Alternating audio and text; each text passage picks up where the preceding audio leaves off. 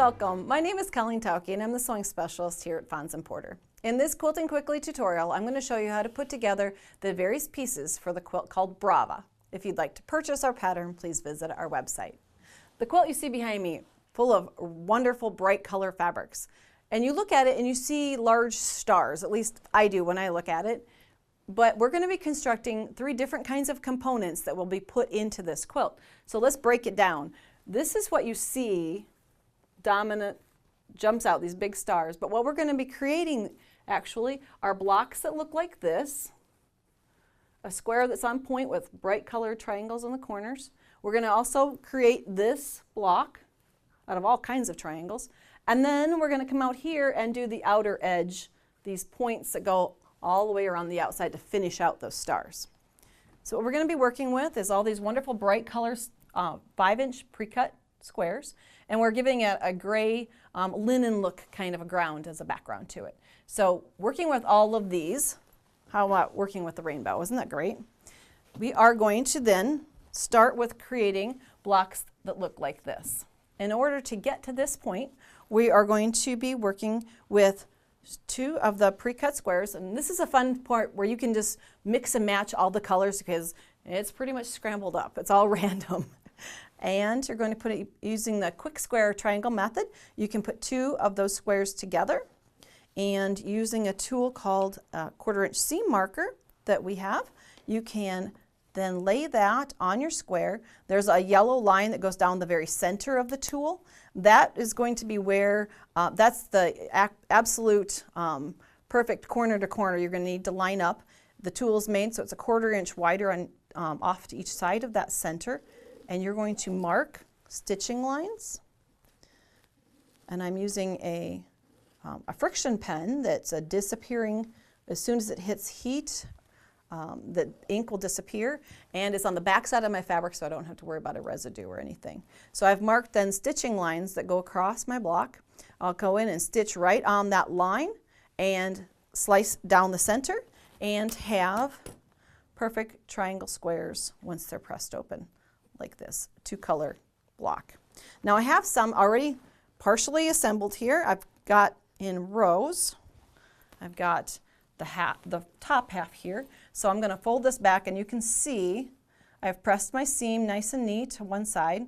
And as you're putting these together, if you've selected a bunch of fabrics and you say, I want to make triangle squares that go into a block like this, you can plan a little bit ahead on your seam allowance, and the seams here go in opposite directions. So the one at the bottom, the seam allowance is going down, seam allowance on the top is going upward, so that they'll nest together. It's a little trick that you can pick up along the way to make your blocks go together really smoothly. And this one's already seamed here, so we've got the top portion of this block.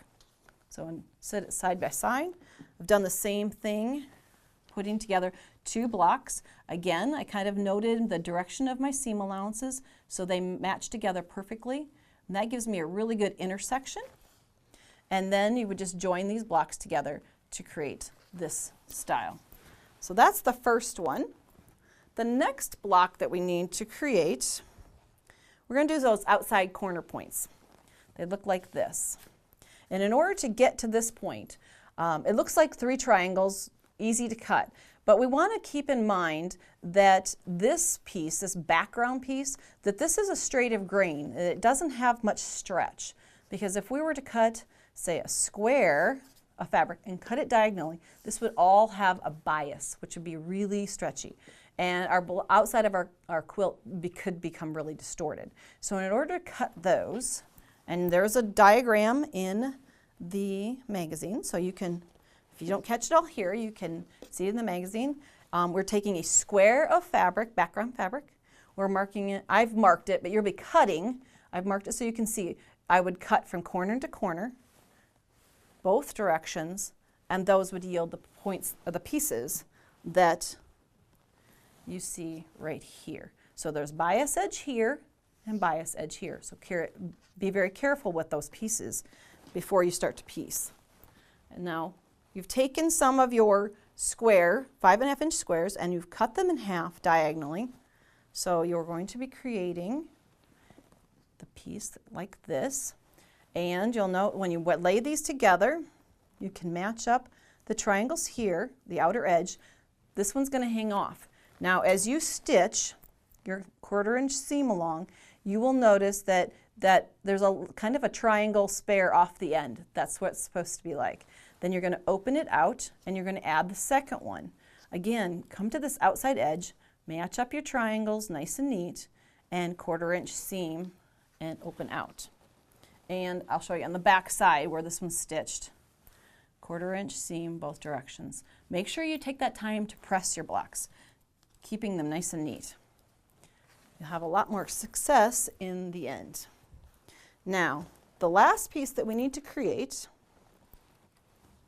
is the block that looks like, we're going to have a whole collection of pieces here, the block that looks like this. Now there are many ways to make this. You could use a large piece of gray and put on what we call cheater corners and flip out, but that would waste because you would have to trim away that outside corner. So what we've done here is we've got a center piece that's a square of fabric that we're just turning on point. So we're laying it out like this. You're going to take some of those 5-inch squares again, you're going to cut them in half diagonally. Be very gentle with them because all your diagonals are bias edges. But because you're going to match that to a straight of grain, you're going to be stabilizing it very shortly. And you'll notice as you go to put these on that you can't put them all on at once. So what you're going to do is you want to come in and do opposite sides. This is how I set mine up when I sit down to the sewing machine. They're going to hang off by just a 1/4 inch on each end. You're going to have little triangles, but that's fine. When you get done sewing those a 1/4 inch on both sides, flip those out, give it a good press, just gently, don't stretch, and then you're going to come in and add the second 2 sides in the same exact manner and press it out. Now, on the back side, this is what you've got. You can see the little dog-eared little tails hanging off. You can clip those off when you're done. But I wanted you to see that that they do hang off the edge. Okay, now you've created the 3 different blocks that go into the quilt. Now let's see if we can arrange them to look like the quilt behind me. I've made some extra pieces here for outside edges.